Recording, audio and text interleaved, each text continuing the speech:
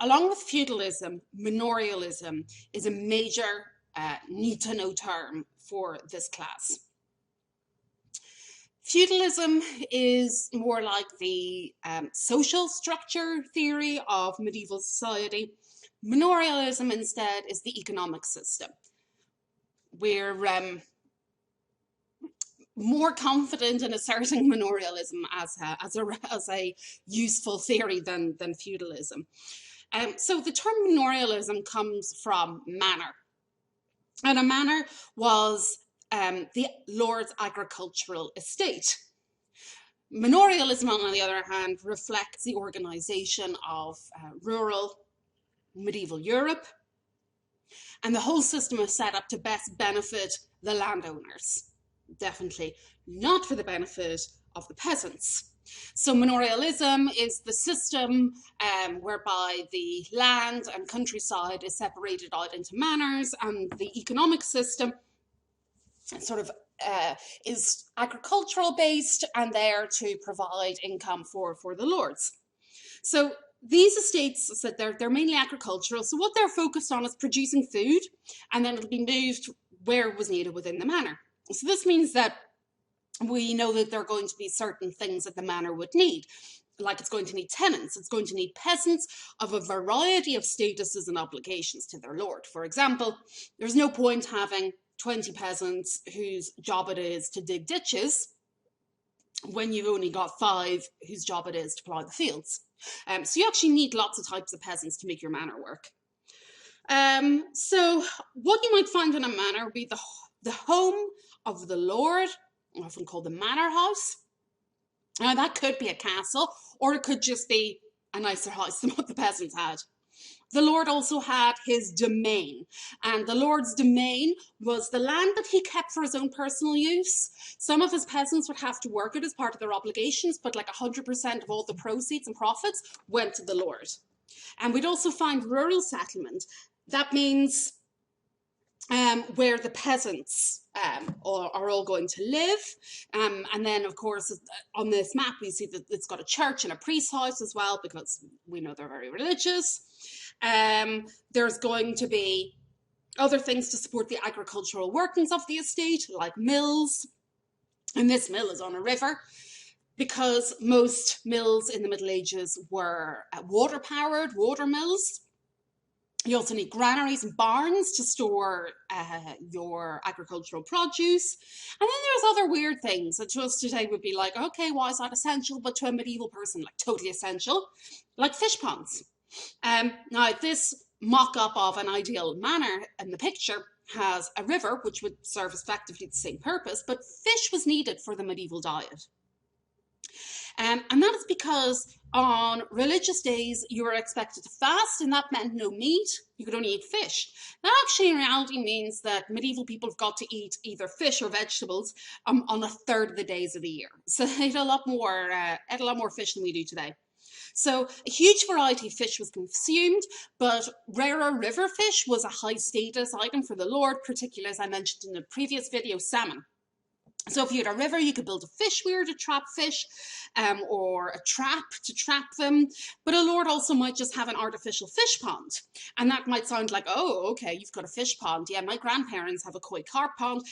No, a medieval fish pond was very expensive to stock and maintain. So it actually would have cost more than just buying the fish. So they were making a clear social statement that they had money to burn. Another thing is a rabbit warren, and that would be, you know, a big mound where the bunnies lived, and it wasn't because they're, you know, loved pets. They would have eaten them, and they would have sold them for their skins as well. The other ones that I've got here are dovecots and deer parks. Well, a dovecot is kind of like the 5-car garage of the Middle Ages. They would have been pigeons inside, and they would have eaten them, and their manure would have been very highly prized too. They had the most fertile manure, but really they put them in a special little house, and there's evidence to suggest in some cases they built that before they even started to build their own manor house, because it was such an accepted building that only, you know, a true lord could afford to build one. So yeah, kind of not a modern equivalent easily. And then the deer park is kind of like the super yacht. Only the very wealthy could have afforded a deer park, because you were effectively taking them out of agricultural productivity, and you were saying, I'm so rich, I don't even need all my land. And a deer park would have housed deer, but you could have also had pigs in there. But on this map, there's a forest. Maybe they could have used that as a deer park. It would have been done for hunting. Hunting was a really important lordly activity because they needed to keep their military skills sharp, and hunting was a really good way to do that. So those are the kind of things that you would find on a manor. But also look at this picture. We've got a forest, we've got a meadow, and you might graze animals there or cut grass for feeding animals. Likewise, the pasture would have just been for grazing, orchard for fruit. But also there's a spring planting, fall planting, and fallow field. If we were in class, I'd be asking you what this indicates. Instead, I'll just tell you the answer, and this indicates 3-field crop rotation. They have a spring, fall, and fallow field, and they would rotate every year between the 3 of these. And this is because they didn't have our modern chemicals for preserving soil nutrition. So they needed to rotate their crops to keep the soil as fertile as possible. Because obviously in an agricultural economy, if you've got problems with soil fertility, you really are having major problems, even just keeping food on your table. The other thing that these fields, if you see, they've got like long lines down them, and that's because medieval fields were usually in strips. And that's because if they were ploughing them, they used oxen, and you might have had 8 oxen to a plough team, and the ploughs were very, very heavy. So this meant that once you got your oxen hitched up and off you go ploughing, you really didn't want to have to turn back around again. So rather than little square fields, they would have long rectangular ones to make it easier for them to plough the fields. The fallow field might be used for grazing, but another thing they might plant in there would be legumes. And legumes are peas and beans. The reason they plant those, and usually there's somebody who's an ag student in the class who can tell us all about this, but it restores nitrates to the soil. So again, this is a really important element of soil preservation and making sure, that the soil didn't become depleted. So medieval people, they were not passive in the face of getting the most out of their land. They were pretty active. So this manorial economy, it's agricultural in nature. We might find terms like hide, and a hide is the unit of land that is in theory supposed to support a family. Later in the Middle Ages, they use terms like acres, like we're familiar with today, but they had all sorts of ways of measuring land. Really, the manor is trying to get itself as self-sufficient as possible because it wants to keep profits and not have to keep buying stuff in. Fairs and markets were therefore very important. Anywhere that had kind of nucleated settlement, even if we flick back, our village in this picture probably would have had an annual fair and a market as well, probably where the crossroads is. So they would have been given a grant for this, and this would have helped distribute produce, which would have been very, very important in the medieval countryside. And this also means that, people are living in the village, they'd have to be close by to the fields and to the lord to render their service. Now, as to the specifics of this agriculture, really depended on where you were. The 2 terms that are important for describing agriculture are firstly arable. Arable means crops, so you were cultivating crops, and pastoral means animal husbandry. So, you had a dairy farm, for example, would be considered pastoralism. They used field systems and rotations to maximize the land productivity. And the most famous is going to be that 3-field system. That was an invention of the Middle Ages, with rests built into that 3-field rotation for grazing to restore the soil. The holdings were often in long strips, as easier to plough, as I mentioned. And this means that oftentimes we can identify these strips in the modern day landscape still, because they survive as the remnants called ridge and furrow. So what this looks like, if you were to put it in a side profile, is kind of like waves. And if you're ever on a train in Europe and you look out the window, you can still see kind of like these waves in the soil. And that's because like hundreds of years, plow teams have been traipsing up and down the same strips, and they've basically just worn it away into these shapes. The other thing about long strips was that it was made for more equitable land distribution. You know, for example, all of them would be facing up a hill, and that would make sure that everybody has varying qualities of the land. So everybody's sharing in the muddy bit at the bottom, everybody's got a bit of the good bits on the side, everybody's got a bit of the not as good soil on the top of the hill. There would have been common land as well. So to flick back to our previous picture, here we've got common pasture. So that's an example of it. And this would be where all the villagers would graze their animals on this common land. The woodland too, the Lord would reserve the rights to it, but the tenants and the peasants, excuse me for a second, they would have paid the Lord and some dues to have communal access to the woodland. So there's a lot of communal agriculture in the Middle Ages. Another major trend, and a very important word for you to know, so definitely take a note of it, is this next one on the list, asserting. Asserting is the expansion of new land. It is bringing land that was previously wild or uncultivated, so maybe forests, into agricultural production. So this would mean you might say you were starting new land, so you were draining swamps or cutting down trees to create new fields, and you were therefore also increasing the scale of activities. So the asserting was a trend over the course of the High Middle Ages. So we're going to encounter this term again when we do the 14th century and see how it kind of, land as a finite resource, let's just say. A lot of these fields would have been what we call open fields.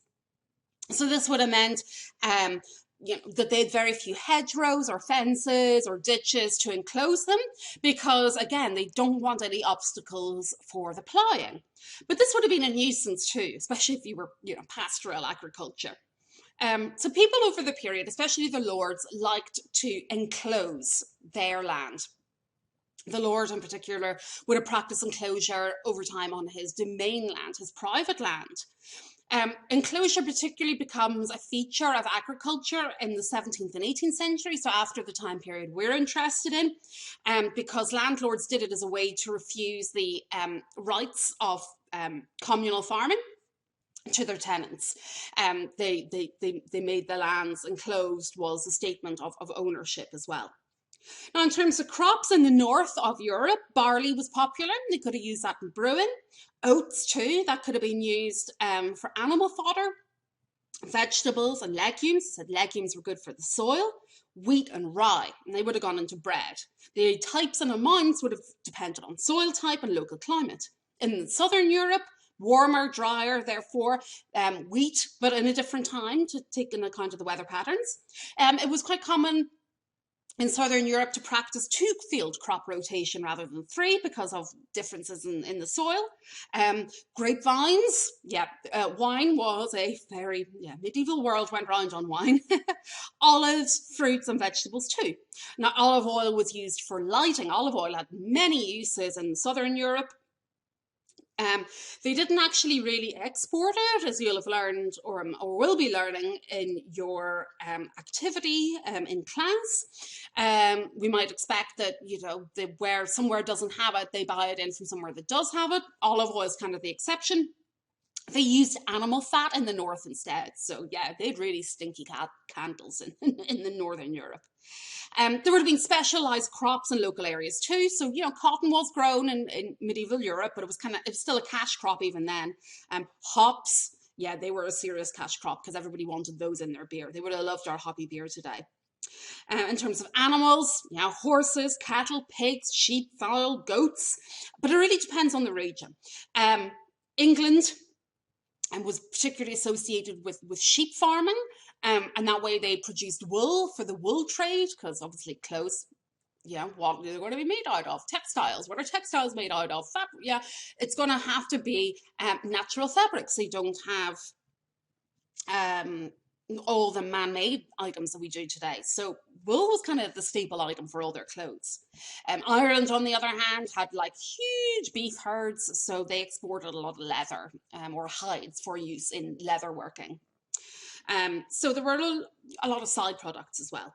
Now, the Middle Ages is often written off as being the Dark Ages, which is not correct. We actually have a lot of agricultural technology inventions coming from the Middle Ages, from pretty basic and effective to more complex.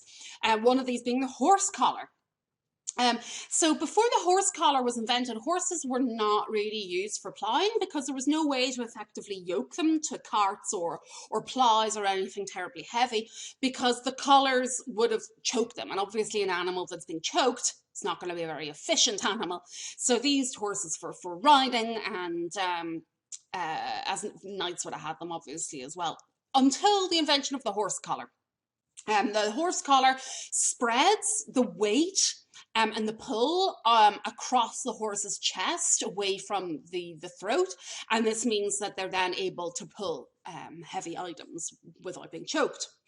Of course, in this agricultural society, ploughing techniques and inventions in ploughing were very important. The main trend here was they moved away from the aratrum, which is the technical word for the scratch plough, to the caruca, and that is the cart plough or the heavy plough. Now, with it being a heavier plough, it required more oxen on the plough team, but it was much better. It would cut into the soil better, it would turn the soil over better, get it aerated, it would increase soil fertility. So overall, more awkward, but in the long term, much better to have this caruca, this heavy plough. Of course, mills, our idealized manner, had a water mill, and I've got a picture here of a windmill. And mills were an old technology that the Romans used. The windmill, that is. The Romans never really used water mills, and people are like, oh, the Romans are so technologically advanced, unlike Middle Ages. Well, let me tell you, water mills were very effective things indeed. So the water mill was most frequent. They needed these to grind flour for bread. So the ideal rural settlement has a mill belonging to a lord, and that way he can extract extra dues from his tenants to use it. So they were a real cash cow, pardon the pun, for lords. They were able to do this in the West because they had rivers and they could artificially divert water away from the rivers to run the mills. In the south, they were often driven by animals. And then from the 12th century, we have the invention of the windmills. And they worked really, really well where land was flat. And so they couldn't really divert water. This picture on the right is from the Netherlands. So you can see very flat, good for wind. But also they're able to use that as a water pump then as well. Now, moving away from the countryside, there were, of course, urban areas in the Middle Ages. And in fact, a big trend, here's another key word for you, is urbanization. And that means the increase in urban areas. So over the course of the High Middle Ages, Europe is becoming more urbanized. There's more people living in cities and towns. Now, we're still talking a very small percent overall, where we're talking 5 to 10% of the population. So it's still small compared to overall, but that's a big jump in relative terms. Part of the reason for these urban areas developing is because there might be a monastery or a cathedral there, so there's a powerful church person there to attract people to go and work around them. There might be a continuation of an ancient city. There might be a castle to attract people because they want to work for the Lord, or they might be deliberately planned and settled by a lord or a king. Because with a year-round market, could be very good income. A lot of them, though, tended to develop themselves naturally at locations that were a good communication route. So on waterways and crossing points, particularly where a sea and river would meet, or where major roads and rivers would meet. And that helped with trade. So these urban areas are strongly in the Middle Ages associated with trade and income from that. So urban areas often had fairs and markets much more regularly than in the countryside.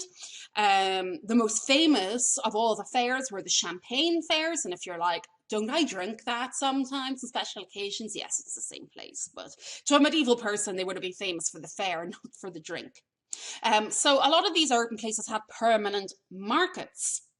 And this means that we are talking about trade as opposed to exchange. In the countryside, there would have still been a lot of exchange, although increasing levels of trade. So what makes trade and exchange different? For all you business majors, you probably already know this, you often do, but for those who don't, trade is profit motivated. It's not just simply swapping goods like exchange. Trade also implies that goods are going across boundaries. So that can mean, from different climate areas or different government areas into others. Trade is usually controlled by a special merchant class rather than somebody dabbling in on the side because they had, their pig gave birth to too many pigs. And they tend to be accompanied by things like fairs and markets. It might involve currency, but not always. There's plenty of things that could be used in exchange instead of coins, from, weighing out precious metals. This means that urban places in the Middle Ages, as your textbook explains, urban places in the Middle Ages are much more specialised than the surrounding countryside. People tend not to be farming in urban places. Instead, their occupations were in industry or as craftsmen.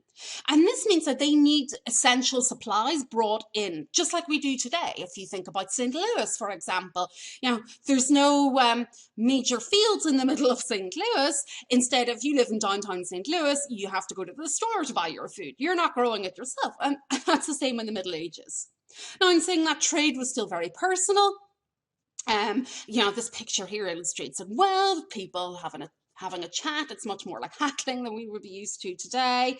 But we do, and I'm going to come back to this shortly, have, again, inventions in this area that are going to be majorly important in terms of economic history. Lots of inventions. A lot of trade would have been within a region. That's called intra-regional trade. So that might mean within Europe. But then there was also long-distance trade we're discussing in class. So these trends that I've just been describing, the urbanization, and the intensification of agriculture are associated with what historians call the commercial revolution. And the commercial revolution occurred in the 11th and 12th centuries, so that's well in the middle of the High Middle Ages, after a period that often is called 10th century crisis. So in the 10th century, we don't have the Vikings anymore, and they were really raiders and traders. They were really good at trade. So when they're less active, it's not good for long distance economies. And it's the 11th and 12th century that we have the commercial revolution. But as we know, because we know all about the Vikings, this commercial revolution doesn't just happen out of anywhere. It's building on the backs of what the Vikings did. So the urban areas would have needed a lot of immigrants, and they would have come from the countryside. So some good stats about how cities are, still a lot smaller than we're used to today, but growing is the trend. I've got some examples here. In 1300, London had 100,000 inhabitants and Paris had 200,000. But by the end of the Middle Ages, they've got more than that. Constantinople, by the way, has about 1 million people living in it. It is absolutely enormous. A place that becomes very, very heavily urbanized is Flanders. Flanders is parts of modern-day Belgium and the Netherlands. And what they were doing in Flanders was wool trade, not just trading wool, but it was a major manufacturing centre. So there were proto-factories in Flanders. That's where most of Europe's particularly expensive cloth was woven. Textile production. So there's a lot of strife in Flanders at that time because there's so many people living in towns and cities working in industry. A term that's important to know if we're talking about the Middle Ages is that these cities would have had hinterlands. And a hinterland is the area around a city. It's not formalized, it's informal, but it's the area that it needed around itself to obtain fuel, food, and people. So obviously, depending on what the item was, the hinterland was not like set in stone. It would have fluctuated depending on what they needed. So all these urbanized areas really relied upon the countryside a lot more than they do today. Pretty much all urbanized areas in the Middle Ages had walls. That's what this picture shows, a walled town. Suburbs is the term for settlements that grew up outside the walls. Others were forced to stay outside, like the lepers, for example. As I've mentioned before, society was very different in the cities. It was dominated by craftsmen and by merchants. And we often refer to these citizens as burgesses or burghers with an H. Remember, you don't eat these people, not unless you're a cannibal. But these burghers were, kind of a sidestep from the bad F word, from feudalism, because they governed themselves and they weren't interested in what made the world go around for most medieval people. So they had like a special social status. And particularly those who were engaged in long distance trade wanted to rule themselves and have very little interference. Now, another thing that really dominated a medieval city, and I'm going to say, if you're not already taking notes and if you're zoned out a bit, wake up, get your notebook out and take notes, because hint, hint, nudge, nudge, wink, wink, this might be a question you see again. What is a guild? So, a guild was a group of people, so guild had membership. The whole idea of a guild was to regulate business and foster the conditions and welfare of the employers in that business. So it is not like a modern day trade union, which is there to help for workers' rights. No, this is employers' rights, these guilds. This means that they were very exclusive and they often were very powerful in city government. They had their own rules and regulations to make business better and more profitable for its members. They were also engaged in marketing. When we talk about culture, it's the guilds that often do the public plays and the entertainments for people, and they kind of did that as a marketing tool. Now, the guilds also look after the recruitment and training of labour, and the two steps before you could be a full member of the guild were apprentices and then journeymen. So the apprentices and journeymen were outside the guild, although their work was controlled by the guild. So an apprentice, same as really as we're familiar with the term today, usually a young person going in to be trained in, and a journeyman is when they're expected to set up on their own and prove themselves before they would be admitted into the very exclusive guild. So because of this, the guild tended to evolve into a kind of social club as well, and they reinforced their exclusivity so that, it was kind of dominated by certain families. They arose in the 11th and 12th century in particular because they wanted to reduce the risks to employers through mutual cooperation. So they reflect increased labour division as well. The guilds also had a charitable role, though, mainly for themselves. The hierarchy in the guild was designed to keep the craftsmen in the guild, the exclusive members, out of poverty. And so it's kind of like the paternalistic side of feudalism. Especially as well if a husband who was the main breadwinner died, the guild would be expected to look after the widows and the children and to pay for the funeral. So there would have been lots of different guilds depending on your craft. So I've put these guys in. So they're stonemasons. So the stonemason guild is one. Carpenters guild. Silversmith guild. Guild for everything. They had to be less exclusive after the 14th century. That's because there's fewer eligible people and they needed to get less fussy to survive. Now, let's look at two places that were involved in long distance trade by the Middle Ages and are very unique in the Middle Ages because they are very urban and very focused on commerce. The first of these is the Italian city of Venice. Long distance trade was dominated mainly by Italians. Venice was an urban area and its whole existence came about because of trade. It was a huge city in the Middle Ages and its size and its wealth was based pretty exclusively off the profits of trade. It had been a Byzantine influenced city early on, but when they had the falling out with the Byzantines east and west over the icons, the Venetians took this opportunity to break free and they elected their own leader. They had a republic and their leader was elected, and he was called the Doge, and that translates as the Duke. So between the 8th and the 11th century, the population of Venice got really active in commerce. It was already on the water. Indeed, Venice is famous today for its canals. And so the economic and political elite, it's kind of one and the same in Venice. They had landed property, sure, but mainly their money came from commercial activities. Its capital was involved in commerce. The location of Venice, which you'll see on the next slide, is key. It was a hub between the West and between the Muslim world, and between the even further east too. Because it was a merchant empire, it also had a good war fleet to defend itself as well. I've put some of the buildings here to reflect the merchant wealth of Venice. The Doge's Palace is on the left, and the Basilica of St. Mark is on the right. And these are from this time period, the 11th century. And they did this building to reflect their power and how much money they had. Something they did very well out of is in the Crusades. When they got involved in the Latin Empire of Constantinople from 1204 to 1261. You don't need to know about that now. This is just a cross-reference for when we do the Crusades in a few weeks. It was a big city. There were maybe 80,000 people living in Venice.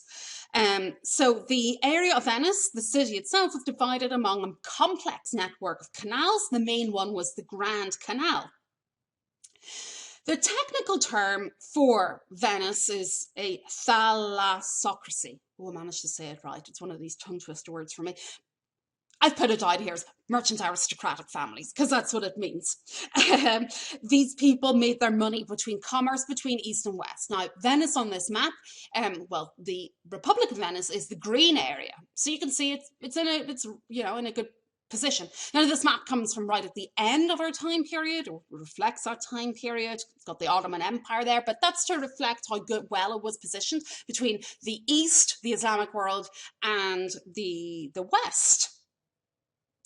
So they had these huge territories as well, but if you could interview a medieval Venetian, they would have said that the city and trade was most important. The Republic was directed and run by about 200 families from this merchant aristocracy. Venice was to decline in the end of the 16th century.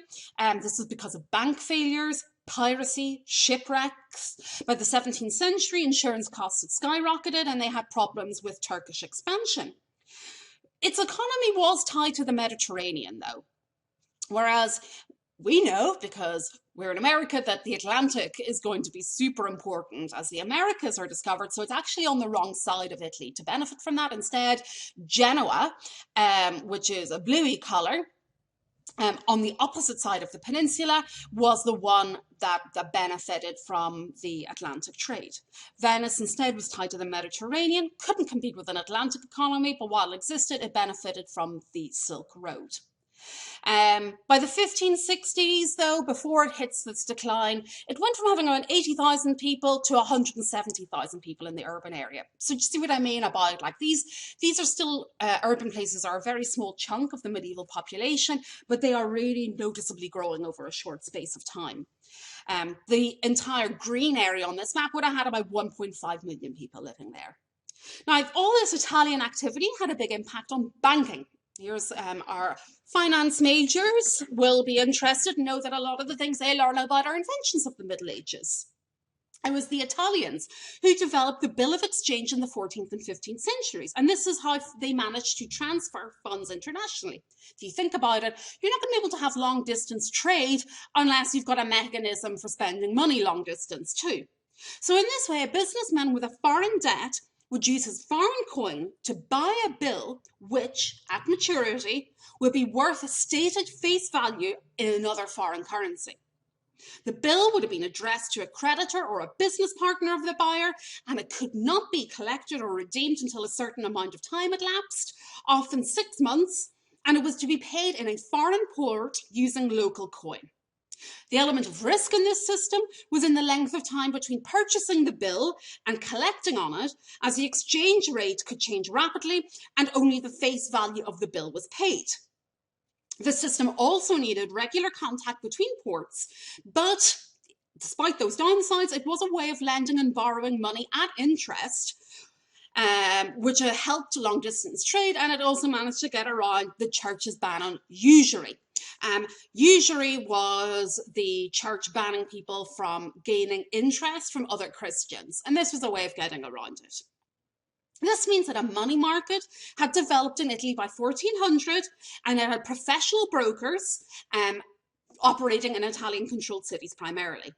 By 1300, the Italians were also using checks. They were using them locally, and by 1400, you were able to transfer your checks by endorsement. Maritime insurance was invented by the Genoese around the year 1250, and then that became massively popular throughout Italy. Some Italian cities had a public bank. It was owned by the citizens of that city, while others had licensed money changers. Money changers would have needed to have been really, really competent at accounting because values changed so quickly. Such commercial developments in Northern Europe were a long way behind the Italians. But in the Northern Europe, there was the German Hanse, also known as the Hanseatic League. They are slightly later in developing than the Italians in Venice and Genoa. They really get going in the middle of the 12th century when they found their own town at Lübeck on the map there, and they get special privileges given to them as well. Now, the German Hanse begins as a merchants' association, so kind of like a merchants' version of a guild. They wanted group security, and they wanted a place for their trade. So the Hanse also allowed for these merchants to have international connections, but they didn't have the banking mechanisms that the Italians did. The Hanseatic League operated between the 13th and the 17th century, and at its height in the 14th century, it held over 80 towns. And these were concentrated in Germany, on the Baltic coast, and they had resident colonies in Russia, Scandinavia, England, and in Bruges for those textile manufactories in Flanders. The League was represented by its own political organisation and assembly, and at the assembly they discussed matters of common concern, and they were able to force behaviour with economic boycotts. So they had political abilities too. They famously got the Danish king into an economic boycott. They were kept powerful because shipbuilding technology also boomed during this time, and their ships got a lot bigger. The types of ships they used were called the Cog and the Hulk, and this meant that trade could be international because you could put enough stuff in these ships for long distances. The Hanse were particularly interested in trading timber and furs from Russia and Scandinavia with grain from Germany, and they were also interested in the textile market.